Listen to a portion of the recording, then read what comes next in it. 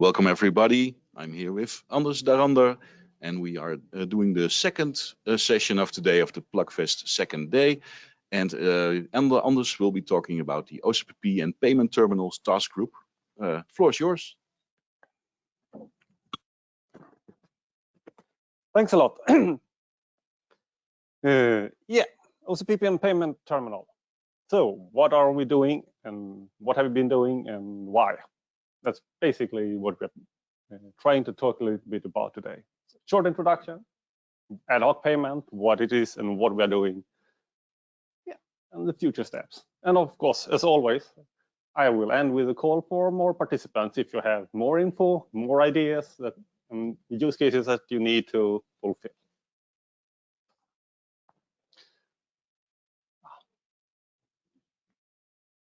Yeah. So I'm Anders Darander from ChargePoint. I've been participating in OK and OCPP development for quite a few years now. And recently I'm the co-chair of the Payment Terminal Task Group.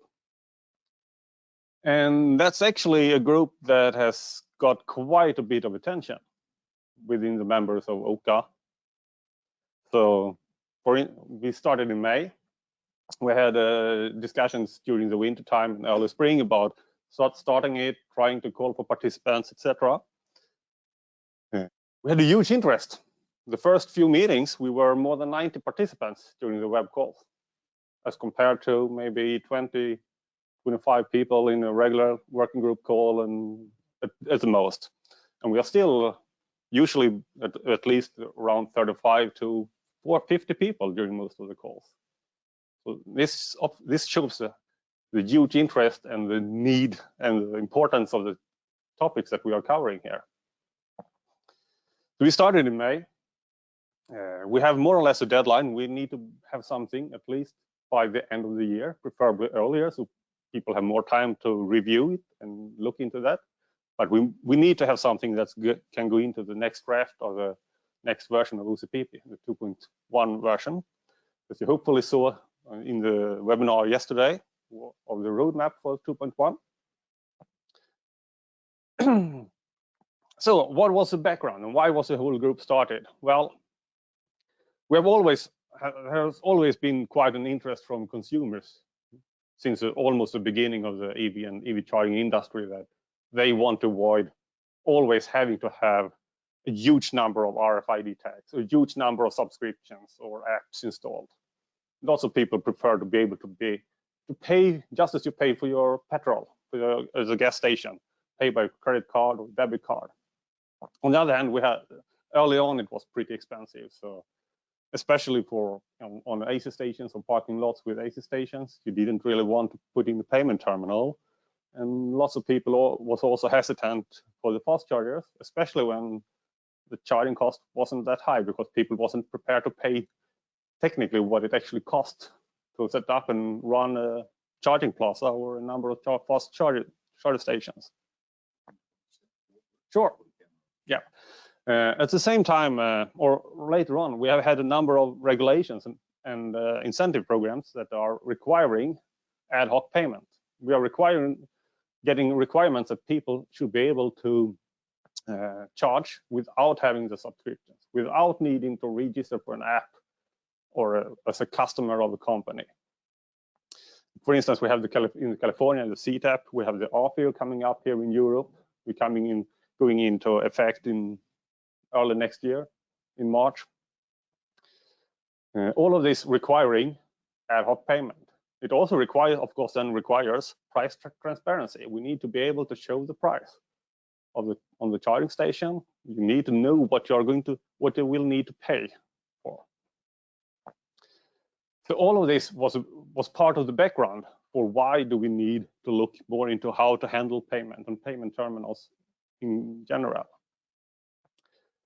And the problem, one of the problems continuing on this was, of course, when we were discussing the locally connected payment terminals.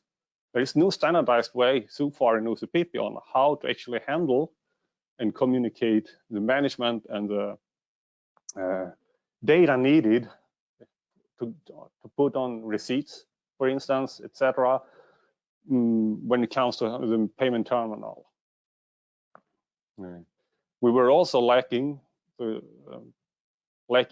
better way of informing about tariffs, about informing the final costs, where you could split if you have energy tariffs, time-based tariffs, overstay fees, and or fixed parts together with the taxes for all of this.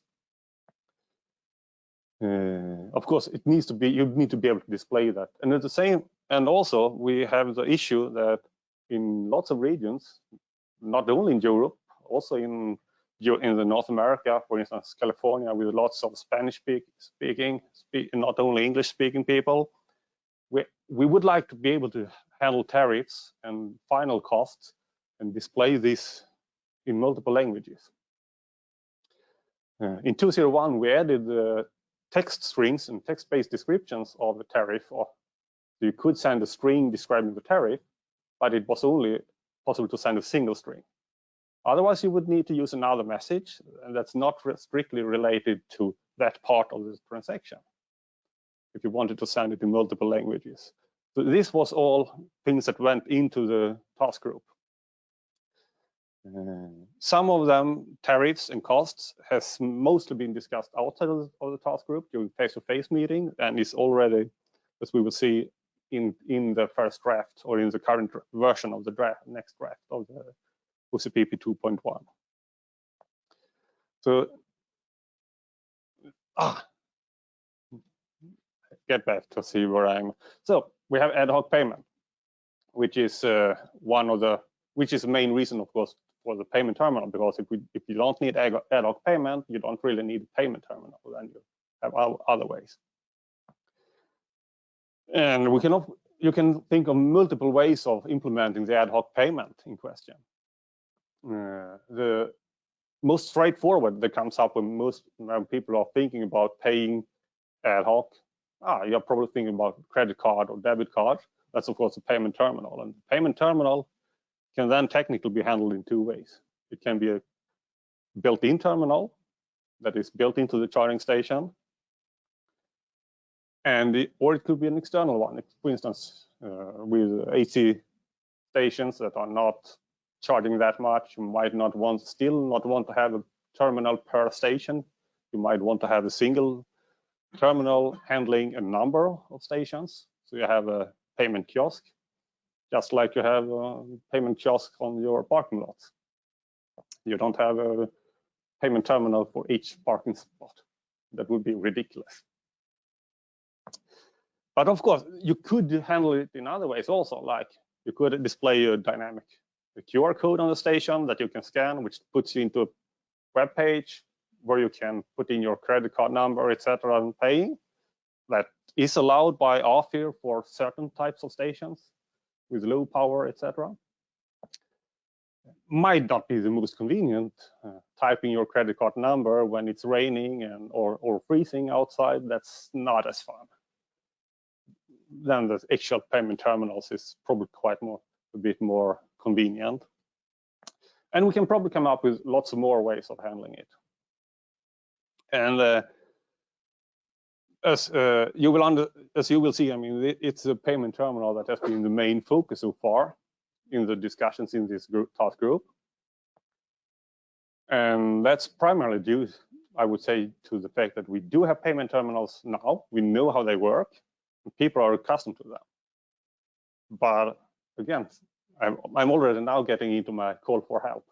If you know of other ways for payment that's not based on the credit card systems, I mean, you can, the QR code, that's technically most of the time a credit card payment in the back.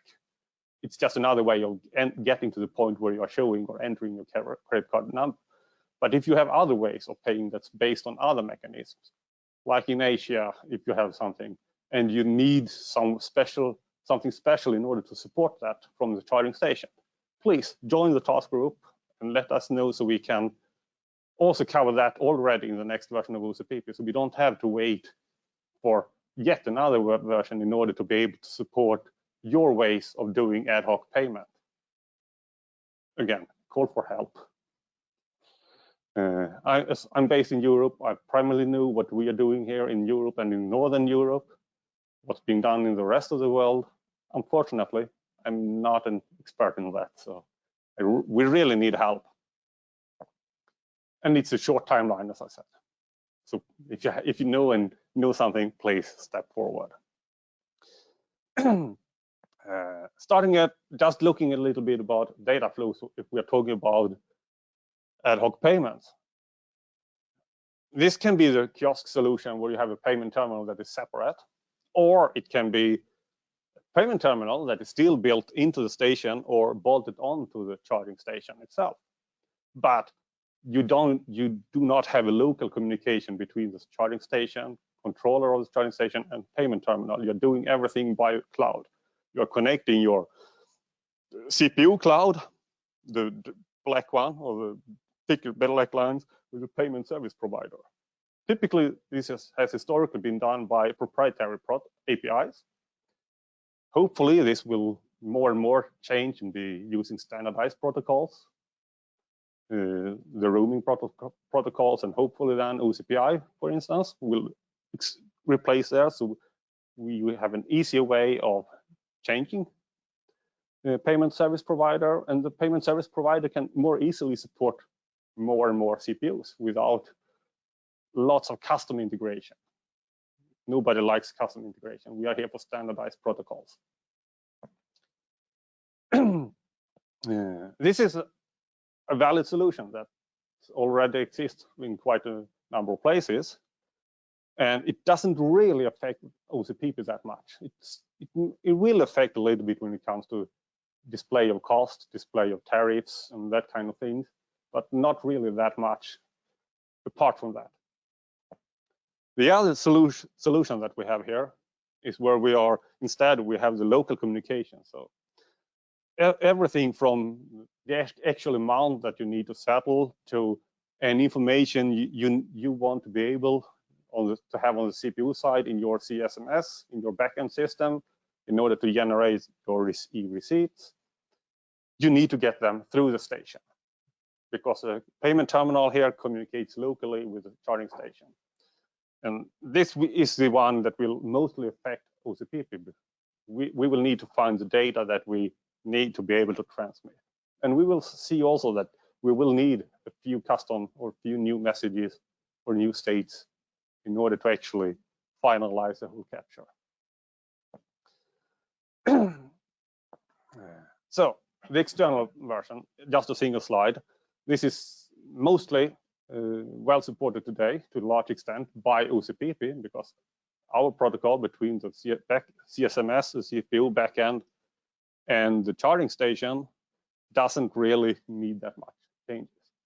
There was a white paper for OCPP 2.01 and 1.6 regarding price transparency in California to handle the CTEP rules in California. That shows how you could add on extensions to better show tariffs, how you could show the running cost and the final cost, and how to handle that. When all of this was calculated, the cost is calculated by the CSMS, by the backend system. We have improvements upcoming for 2.1 here, where you have a structured data format for the tariffs, you have a structured data format for the total costs, where you can get the total cost for energy, you will get total cost for time, and or whatever types of tariffs you are using, together with the cost with and without the taxes. So you have taxes separately and costs with and without taxes. Just as you have in the tariff, you have specifying kilowatt-hour based pricing, time-based pricing, and the different taxes for this. So you can handle that you have a separate energy tax compared to the time-based tax. And in Europe, the tax is usually then VAT, the value-added tax, and we have sales tax in the US instead, and in other parts of the world. So we are hopefully able to cover it all. So that's already added here, and it's added in a way that should be compatible with most of the roaming protocols that are being used today. So we should be able to transmit the same data, the same kind of tariffs. We just need to make sure that that the station and the CSMS always can get the tariffs also from the EMSPs in the end. What's mostly interesting for us here, as we are talking about OCPP, we're talking about communication protocol between charging station and the CSMS. That's the locally connected one, because that's the one that will mostly affect our protocol. Our work here is mostly affected by this. We have no standard way to manage the payment terminals today through OCPP. Lots of vendors and manufacturers have already integrated locally connected payment terminals with their own custom editions, which means that the CPUs in that case will need to implement different ways of doing that for different charging station manufacturers. And or the charging station manufacturers need to implement multiple ways depending on which CPU they are connecting to, depending on which one. Is it a CPU or the charging station manufacturer that was the biggest one that had the most power in the discussion when it came to the integration. But both sides might need to do additional work. Additional work is bad. You only want a single way of doing things. That's a lot better. Everyone should do things in the same way. And the locally connected payment terminal could also potentially work in offline or a partially offline situation. You might have your payment service might be offline, or your CSMS, charging station management system, might be offline, but the payment service might still be online, or vice versa. You can have different combinations here. And in at least in some of these combinations, you may still be able to use the payment terminal when you have a local connected system and be authorized to charge. And then depending on the exact type of terminal and credit card or debit card, you might even be able to have a completely offline transaction that's saved and settled later on, depending on what the local regulations and laws are. Finally, in 2.1, we have also been adding, as we were adding these structured tariffs, we are now opening up in a standardized way to have the final cost being calculated by the charging station itself. So you don't need to have the CSMS, the backend system, do the total cost calculation and final cost. You can do that locally, which of course also will help in the partially offline case or offline case if you want support for that. It's also helpful in not in the maybe in the strict in the payment terminal case, but when you have the prepaid cards that we saw in yesterday's presentation about the 2.1 roadmap, that we have support for prepaid cards, where you might have you're allowed to charge for 10 euro. Now the station can stop after 10 euro. You don't need to have frequent meter values sent to the CSMS, so the CSMS can say that, hey, now you are close to 10 euro, so please stop. Now you can actually stop at 10 euro if you want. So what have the task group been doing so far? When it comes to the payment terminal and debit and payment card primarily in different types, we have been spending quite some time trying to gather information. It was discussed a lot in the early summer. At the end of the summer, we had an email being sent out summarizing what has been discussed so far about what data is needed and is currently lacking. And that actually suddenly got quite some interest, and we actually got a good discussion going on there with lots of more data that people needed, either for the receipt or for the actual from the card reader itself and so on. So we have been gathering that information and trying to classify it as whether it's transaction specific, whether it's some kind of static or fixed data. I mean, lots of the data on your receipt is typically static, like the merchant address. Sure, the address depends on the station, probably, but still it's static data for that. It's not transaction specific. And also classifying whether the transaction specific data is card or payment medium related or related to the actual transaction in the end. Together with a number of configuration items. What do we need to what do we want to be able to either configure, or what do we want to be able to read and report from the payment terminal, like type of the payment terminal, for instance. what model is it?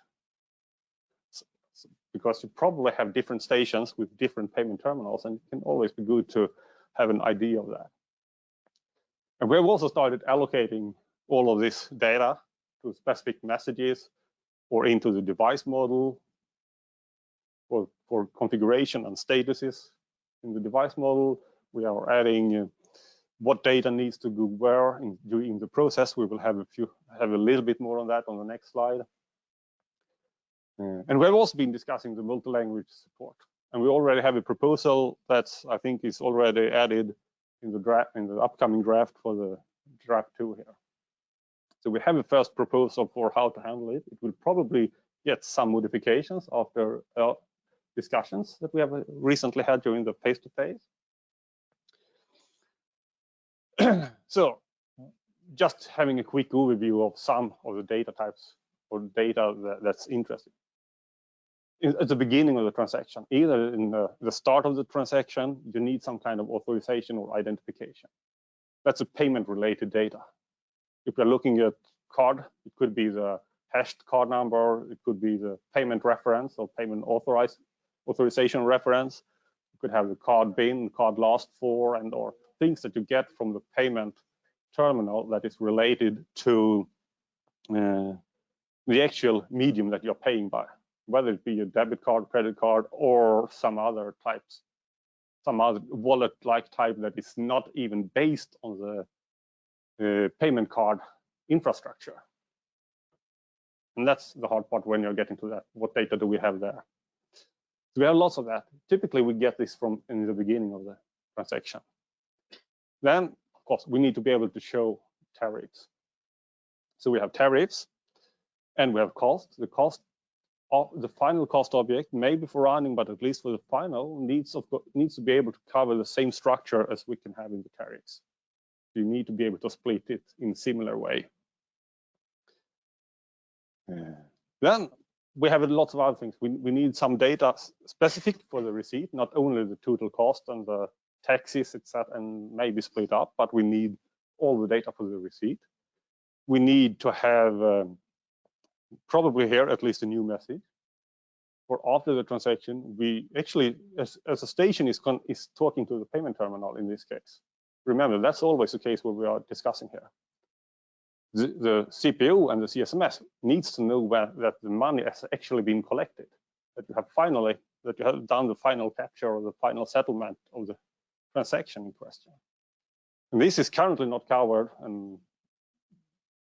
by a transaction event, as we are typically closing that when we are ending the actual charging transaction, when you're unplugging and etc. So we need to add something that we can connect to the recently closed transaction, but still get this kind of information. And then we have a number of configuration items like pre-authorization amount. And you will get other types. Probably we will add here in the configuration a way for the CSMS to select what data do I need or do I want to have up here. So the station can report that, hey, I can supply you with a card BIN or the card last four or that and that and that. And then the CSMS can say, I want this subset of what your payment terminal can give me. So next steps, we are continuing with the message and making sure that we're getting everything in the correct data structures, assembling the right type so it's flexible, so we can extend it. We shouldn't be requiring something that we're not sure you always can get. And that's the hard part when we also want to support non-payment card type of payments. Because what's a minimum common way in that case? It's hard, but we will try to find a way. And finally, so hopefully we will have the happy case covered rather shortly. But then the next issue comes up, of course, all the possible failure modes that you can enter.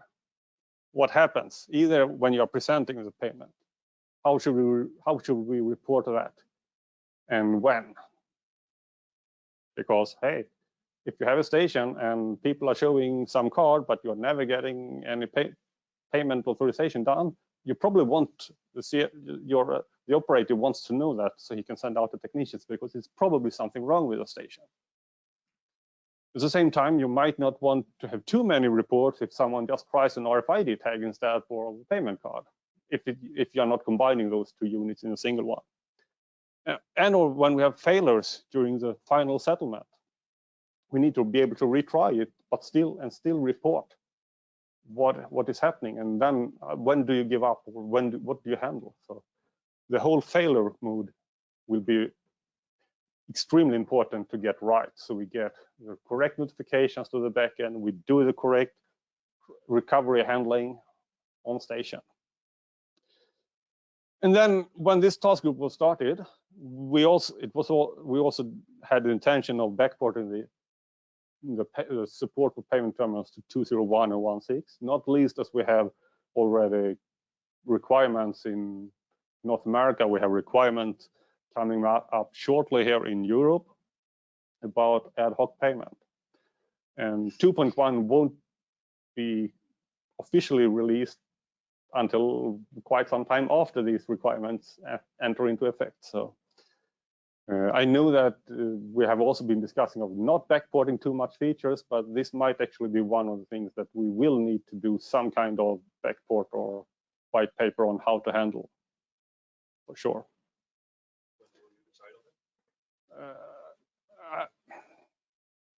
First, we need to get the draft for the 2.1 finished. Then we will, I would say, I'm pretty sure that we will get a white paper on how to use locally connected payment terminals, because the industry needs it. Nobody wants to do 5 or 6 different implementations now and then go on to the single one for 2.1. We would like something that is as close to that solution immediately. Yeah. Yeah, I know that, and that is a short timeline. Yeah, I know, and probably some people. Well, we know that a number of CPUs manufacturers already have, since quite some time, proprietary solutions, and yeah, but we will try to release something as soon as we have. But still, we need to get the way we want it to work in 2.1, where we have the most freedom to get it done first. Then we can try and get something that is as close as possible for 201 and 16, because we don't want to start with them and come up with something and then realize that, hey, for 2.1 we should do something completely different. That's not that good either. But yeah, I know it's a tough timeline. Ideally, this should have been started a year earlier or something. Yeah, so that's where we are standing, and that's also why on my last slide, I'm still repeating this, and I'm repeating the same thing in the 2 bullet points. If you're interested, and or if you know payment systems, working in other ways, if you have other inputs, please join this task group. Help us get things done in the best possible ways.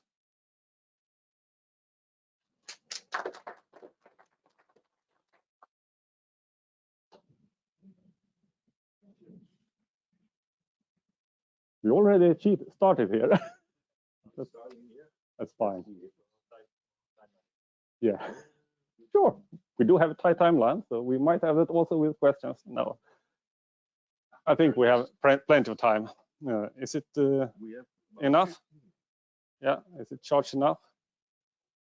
Otherwise, you will need to. I think so. Cool. Yes. Okay. Thank you, Anders. And I saw some questions. You were first. Ralph from Exact Systems. So I'm pretty sure you have already looked into it, but I just want to ask, have you considered plug and charge as being part of the failure handling? Is the first question? Not yet in this case, as we are primarily focusing, like we said, payment terminal and thus ad hoc payment. And plug and charge in my world is based on contract. It's not ad hoc. Technically, yes, but from usability point of view, it might be confusing for a user if he has three or several chances to pay, and plug and charge is one of them. So this is just to mention. Yeah, of course.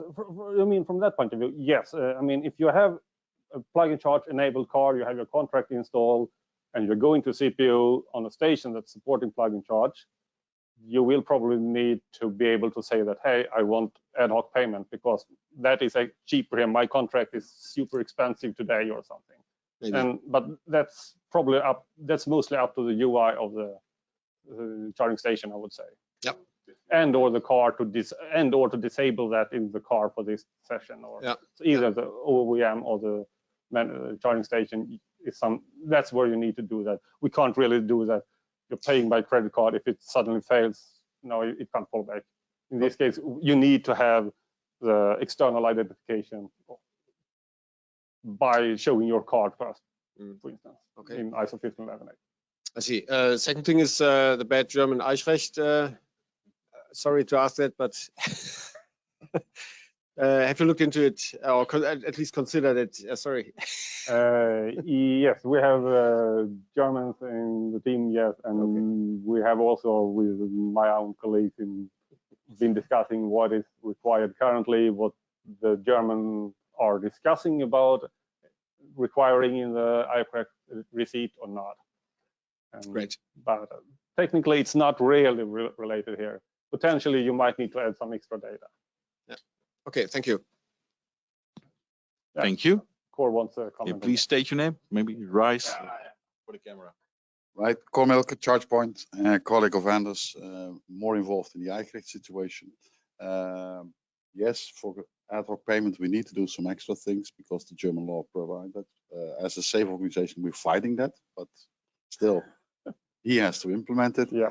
And there's indeed some extra attributes needed to provide that. And also under the receipt, you have to provide some extra information, but that's already been covered by OCPP. So that's not an issue. It's only the providing of the data, but it's covered with the tariffs that you have to embed into your signature, and I believe the card ID you have to embed. So that's the two attributes you have to have extra, but it's already part of the standard set of attributes. So Eichrecht is not, it's a pain in the ass, but it's not really extra for their solution. No, most of the issues you have with Eichrecht, you will have that no matter how you are paying for your stuff. That's simply say. Any other questions? State your name. Sulev, a question. Did you involve the OEMs to this business, to these discussions? I mean, the car manufacturers. That's what they are thinking about this this thing. They have a lot of stuff in the car, cameras, displays, whatever, and maybe there is some solution. No, we have not explicitly gone out to the OEMs to ask what they can or cannot provide. Yeah, it's not really part of the ad hoc payment per se, I would say. Again, sure, if you would have a possibility of getting the payment card data from the car, but no, you can't do that today, so that's not possible. That would have been that. So currently, the only real thing you could get from the car would be 15118 plug and charge, but that's not ad hoc. Otherwise, no, you couldn't get anything, basically. I don't think so, at least when it comes to ad hoc. But if you or then an OEM has an idea that they think is helpful, then again, I'm getting back to this. Please join us and help us, because even though we know OCPP, we do have some in the group that knows payments terminals, comes from companies that either doing both EV charging and payment systems. Some in the number of meetings, we have had a few people coming from the payment industry. So we have some idea and some knowledge there, but apart from that, most of us are working on OCPP and charging station and CPU side. So that's our expertise. And if you have other expertise that you think it's useful, yeah, I'm still advocating for the group to be even bigger. That's a nice shout out to all the members to become a member of the technical working group. Let's see, we are getting a lot of questions from online. This one is from Rupal Safaya from EDRV. Any plans to include Apple or Google Tap to pay within the OCPP umbrella? Yes, I mean, Google and Apple Tap or Google Apple Pay, that's basically just a payment card. It's just in another form factor. They are sending the same thing, the hashed data, the hashed card number, etc. When you are registering your credit or debit card in, for instance, Apple Pay, you will get a new number for your virtual card, but it's still available there. And so you have different 4 last digits. They are different, but it's still based on credit card and that payment infrastructure. So if you're supporting the regular tap and go with a credit or debit card, it's automatically supporting Apple Pay and Google Pay also. Okay, thank you. This is a question from Ioannis Papadopoulos. Thank you for the very informative presentation. One question, so the solution is going to be an alternative to plug and charge. Is that right? Will it be coexisting with it? Well, it's an alternative in the sense that you will have to either select that you want to do this or start by paying or showing your card prior to the plugin. Yes, just in the same way that RFID tags is an alternative to plug and charge. It's basically the same thing in this case. If you have, again, if your car is plug and charge capable and you're plugging it into a charging station that is plug and charge capable, it will probably start trying to communicate and trying to use a plug and charge. But you can always stop that by starting by authenticating with an RFID tag, or in this case, authorizing the charging session by your payment card. It's so in that sense, it's both is right. I would say. I mean, it's an alternative and it's a complement at the same time. Okay, I'm trying to make sense of one question, but any questions here? Then I'll proceed with the, will dynamic tariffs be supported? Question by David van Bijlen.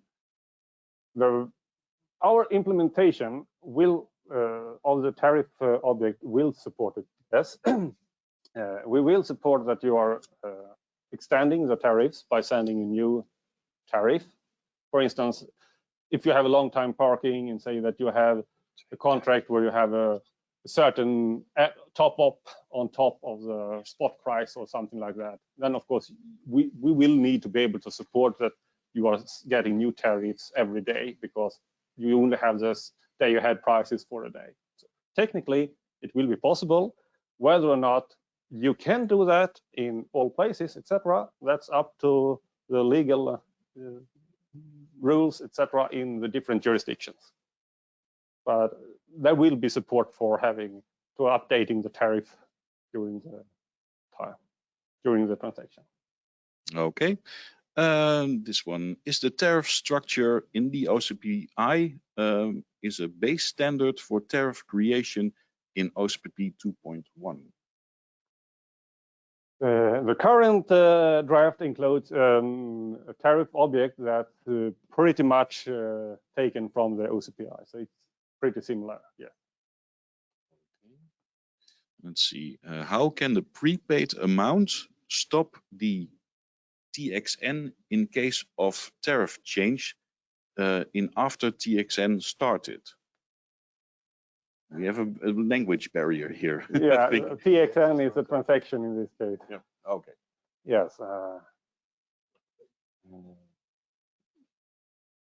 Well, if you have a change of the tariff or not, I mean, that's not really affecting it, I would say. I mean, if you have a prepaid amount and you can charge for a certain amount of euros or dollars or whatever, and you have local cost calculation, then the station will calculate what it costs. And if you're changing the tariffs, hopefully you are sensible and only changing tariffs in the future, because changing in the history shouldn't be possible or be allowed, because that would make people really upset, I think. So then I don't really see any major issue if you were to change the tariff. The problem that could occur would, of course, if you were able to change the historic tariff and increase it heavily, then you could have surpassed the limit already. But then I think you would get into lots of legal problems if you try to do that. So Okay, thank you. Questions here? No. We have time for, I think, one. Andrea Caviglia, thanks for the presentation. She has two questions. The cost calculation is done on the charger, on the payment terminal, on the payment terminal cloud, or on the OCPP backend? yeah, up until now, so far, it has, yeah, it depends, and yes, to all. No, but up until now, what we have been supporting in OCPP has primarily been that you have calculated the cost in your charging station backend, in the CSMS, in the CPU's backend. You have been calculating the cost there. What we are adding with 2.1 here is the ability to, in a standardized way, let the station calculate the cost. So the intention is not to send the hour, minutes, or kilowatt hours to the payment terminal, but have the station be able to calculate the cost and then can send the total amount to the payment terminal at the end. Okay. Her second question is it necessary to have printed receipts? Hopefully not. Potentially, you could always probably find some country with certain jurisdiction, but hopefully getting an electronic receipt would be enough in all places, or most places at least. I certainly hope that. As if you would need a receipt printer on the station, you would have a maintenance nightmare again. Yeah.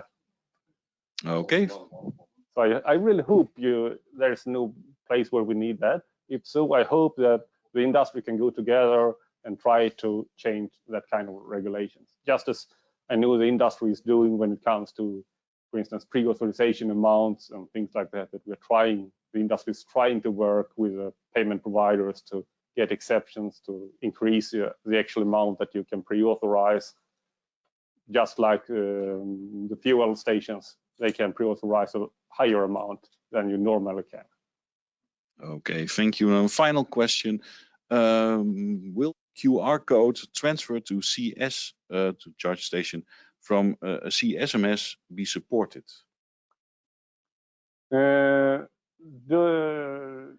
Yes, we already have in the current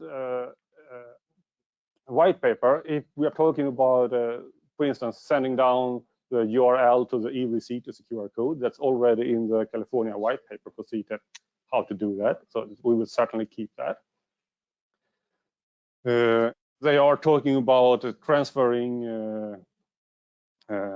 data for the dynamic QR code to get to an ad hoc payment page. That's definitely something we probably should support, but I'm not sure we really have thought of that yet. That may be something we need to have a look at. Or you could just, if you need to send that from the backend, you might just as well also use a set display message and send that link. There might be something we should look into there about how to handle the dynamic QR code if you have that. So we should make a note of that. Yeah, with the display message, we can already send a URL, and the station can know, okay, a URL, I have to display it as a QR code. Yeah. So in that way you could. Yeah, but as if you want to use a QR code, scan it with your phone to get to the page in order to do the ad hoc payment, you probably want a dynamic QR code that is changing at least a little bit more often than. So then maybe the display message isn't the right. But we need to think about that if that's something we need to come up with some way of doing that, or you should just consider now part of that and the input variables for that algorithm, how to calculate that as configuration, and then we have the device model to handle it. But then the problem is how to calculate it, of course, in a standardized way. Okay, questions are still coming in, but one final question because I like it. Any plans on integrating cryptocurrency for payment solution and blockchain for storage of payment data? And nothing that we have been thinking of so far. If there is an interest and a real use case for that, then again, we have the same thing here. Join and let us know about that. But otherwise, I don't really think that's is really that useful for the moment, to be honest. I think the answer is very simple, Cornel from ChargePoint. The whole payment handling is not taken care by the charging station of OCPP, but it's done by the payment terminal provider and the payment provider. And if they support crypto, then we support it also. Yeah. But it's left over to Visa and MasterCard. But still join the alliance. Yeah, please do that anyway. And then we can have these kind of discussions a lot more frequent during all kinds of work group meetings and task group meetings. Okay, thank you very much. I will look into what we haven't answered yet. But thank you, Anders. Yeah. Thank you for the audience, for your questions. Thank you, people online. In 2 hours, it's 2 o'clock here in Europe, we will start the third session of today with Paul Klapwijk, who will be talking about OCPP certification. Everybody can join us, but for now, enjoy your lunch, and I will see you soon. Thank you.